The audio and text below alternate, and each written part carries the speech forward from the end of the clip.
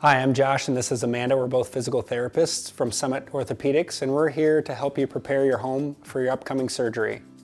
Preparing your home will vary depending on what procedure you have, but we're here to share some helpful tips and tricks to help it go as smoothly as possible.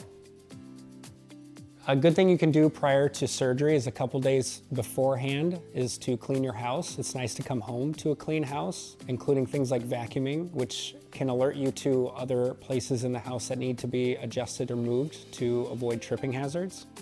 Some common tripping hazards are your rugs, so you'll want to roll those up and get them out of the way before you come home.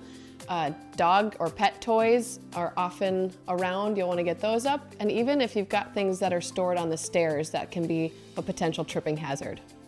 When it comes to the kitchen, it's a good idea to think about putting everyday items somewhere more easy to reach. So if you typically drink coffee, let's keep your coffee cup out of the cupboard and we'll keep it down on the counter. Keep your favorite pots and pans nearby on the counter so you don't have to dig in a cupboard below or above your head to reach them, or you can more easily grab them with one hand off the counter or from inside the oven if that's an easy place for you to keep it. Another good thing to do is meal prep.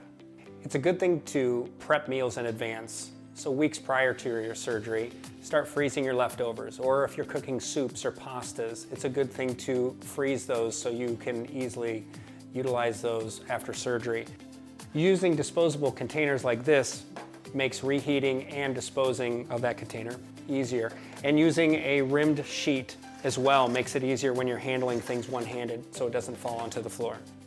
Another good reason for using disposable containers with your meal prep is that there's no dishes to clean up afterward. So another thing you could consider using is paper plates to reduce the need to do dishes with just one arm. If you are doing dishes, just remember it might be difficult using a pump with just one hand if you've had shoulder surgery. So keep the bottle closer by, it might be easier. Another helpful thing to organize is yard work and snow removal depending on the time of year you're going to have surgery. It's a good thing to ask neighbors or family or friends that can come over and help with your yard work or chores, or you could consider calling a professional service for a period of time while you recover. When you come home from surgery, it might be easiest to keep everything as much as possible on one level of your home. Going up and down stairs can get tricky after surgery, so thinking about your living space and where you might sleep and use the restroom to prepare those areas on one level as much as you can.